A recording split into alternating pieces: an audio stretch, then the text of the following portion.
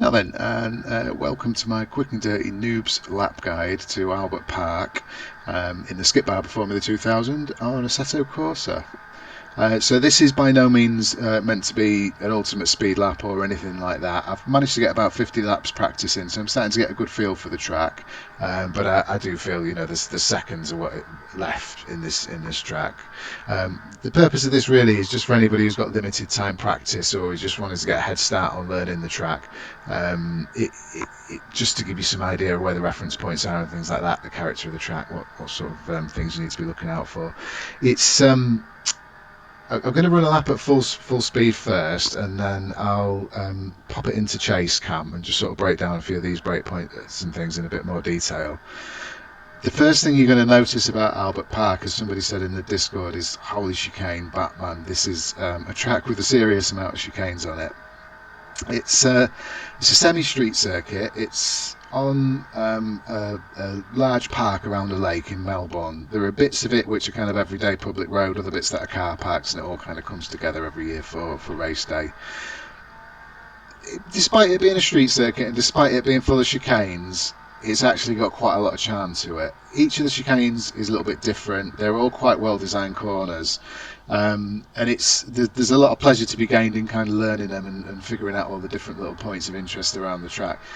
It's a tricky one to get your apex references because most of the apexes are just basically curbs on tarmac, so you don't see a lot. There's not a lot of visual reference there. On braking points though, it's really good. You've got lots and lots of little boards around the side, lots of signage, and for most of the heavy braking zones you've got the 150, 50, 100 metre boards. So plenty of brake references. It's just the visuals across to the apex can be quite difficult at times.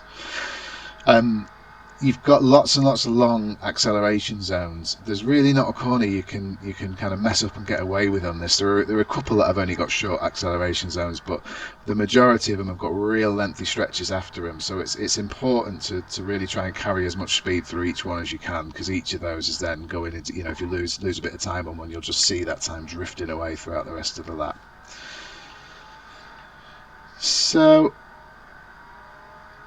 that's the lap run at full speed, and we'll just see when it comes across the line. I think it was a 2:21 something, so I think that'll be a reasonably okay-ish time, but I do say that the quali times I think are going to be high teens to be in a chance of coming up at pole.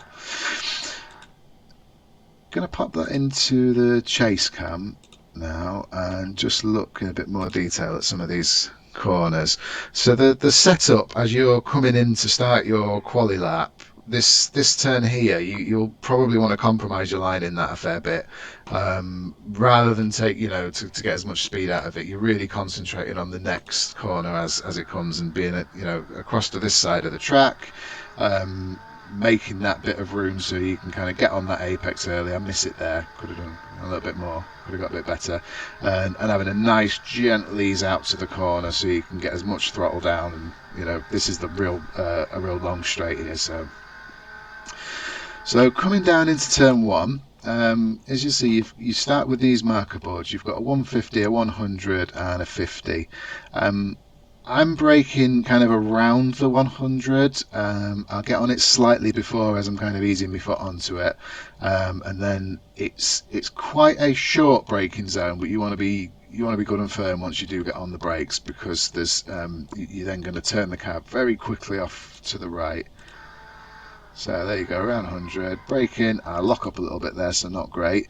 But I've already turned up and lined myself up with this apex, and I'm going to drive right over this curb. I'm not even just going to kind of nicely touch it.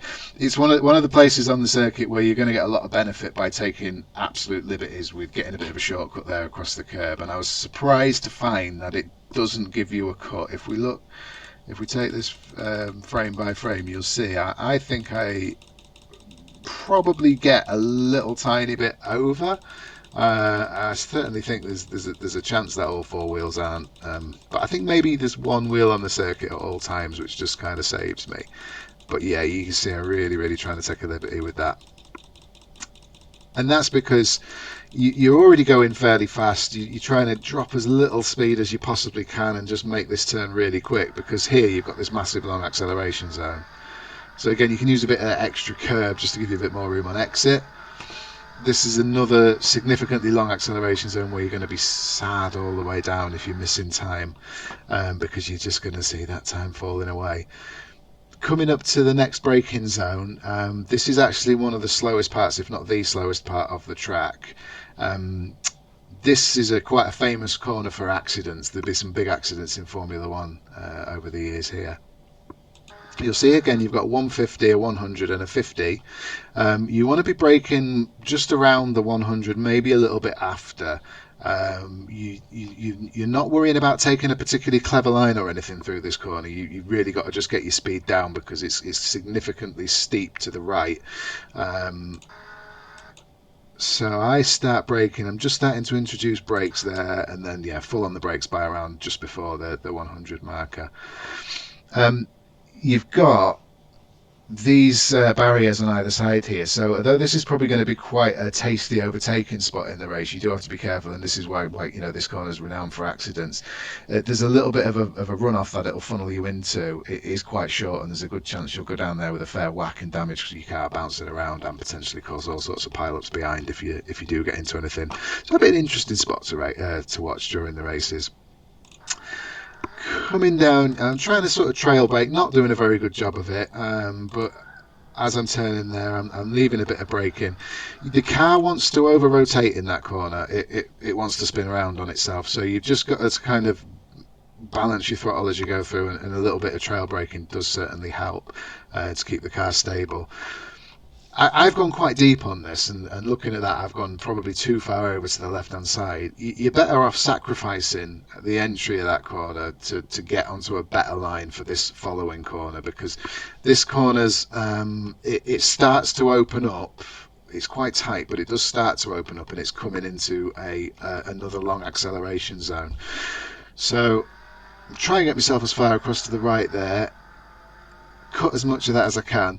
This black here, do not touch this black. That'll just be an instant cut if you even get one wheel on that. I'm not quite sure why, because you can still have wheels on the road and touch that black, but if you do touch it, you will get a track cut. So one to watch for in qualifying. Try and get as close to it as you can. Now this next section is flat. You want to make the most out of that corner to kind of quickly line yourself up for this. And I'm trying to occupy as much of this space on the side of the road as I can, even to the point of trying to get into this little nook here that sits just behind where the as you can see, I'm sort of look like I'm careening into the barriers there, but I'm just trying to get my car even as far as over here so that I've got a nice gentle turning then, and I'm turning early, but I'm turning gently and then letting this sort of steering open up, and if you do that just right, you can take it flat. If you don't quite get that line into it, you may have to lift through there. If you do decide that you've not quite got it, you're better to lift and lose a little bit of time on the entry than you are to let it run out wide, because if you run out wide onto those curbs, you'll lose quite a lot of time there. Coming up to this next corner again, this next one, which is, where are we now? So we're coming up to turn 6, I believe. So this, for me, is the trickiest corner on the track. It's unsighted apex that's just behind this barrier somewhere. You're turning, you're going fast, you're in 4th gear, but you're turning a little bit as well on the entry, so you're not coming into it with a perfectly balanced car, which makes it just that bit more tricky. You're again looking for a break point just before or at the 100-meter marker. It's tempting, because there's a lot of kind of runoff and curb at the outside of this corner. It's tempting to want to go a little bit deeper, but that tends to just run you into a line that's actually going to be a bit slower. You're again you're wanting to turn this car and get over that apex earlier than it sort of appears visually. If you think early with a lot of these corners, that's the way to approach them. So again, we turn in early, cutting as much of that as we can, and then letting it run onto this curb, but not too far, because we don't want to get onto that grass and make a real mess of that. We're just gently opening the steering up through this section. It's not there's no need to lift or anything. That's another corner where you're again looking for the 100 meter board. 100 meter board seems to be a running theme with this course. Just before we're at that is again a good place to start braking. This one's wider than you think, and you don't need to drop as much speed as you think. I'm just under 60 miles an hour here, and I'm in second. The first few times you run around the track, you'll think it's slower than that. You can carry a little bit of speed, and again, you'd be surprised just how much of this you can take. I'm quite conservative with it there, but I've in practice took that quite a bit further over to the side, and it's let me do it without a track cut. You will, however, get a track cut if you go too wide on the other side, so just make sure you keep all four wheels on the road on the exit. You then onto the kind of real fast section of the course. This is a really tricky corner because it's high speed, and if you don't quite get the line right, you'll lose real chunks of time here. You see seconds drop off. It's very disheartening when it happens. So again, you've got 150, 100 and a 50. For this, you're really letting it run out quite a lot further. So more like the 50 board is where you want to be braking, and I think just after. Full on the brakes while the car's going straight, and then coming right back off them just for a little trail brake into this. You want to get quickly over so your wheels are kind of lined up with this apex, but be really careful. It's one of these where it really don't like you touching that black stuff, so you want to aim at that curb and possibly let you go a little touch over, but not by much at all. It's better to stay on the kind of green and yellow stuff there. You're then quickly trying to feel for the car to settle, for its weight to settle, because you've just gone quite quickly around that corner, but you're immediately wanting to turn at speed. Right, it's really important that you let the car settle and take that set, because if it's not had a set by the time you start turning right, it'll get really unbalanced quickly, and you'll lose the rear end. So again, making a really early pivot so that we're taking all that speed through it and into the outside of the corner rather than trying to sort of slide around the thing. We're coming up to the sort of back section of the track now. This is just it's a more or less a 90-degree right-hander.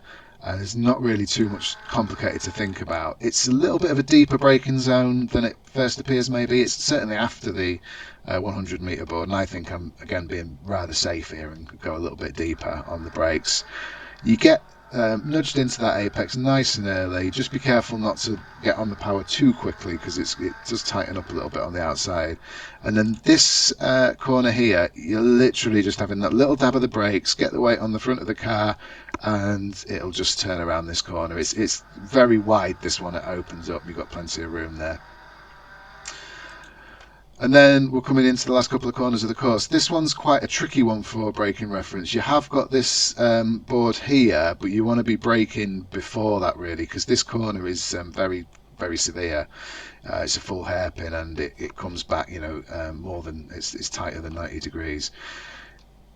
You probably want to be braking about 7 or 8 car lengths before that. You want to get your brakes on nice and firm, and then trail brake a little bit just to sort of carry the car around, keep the weight nicely.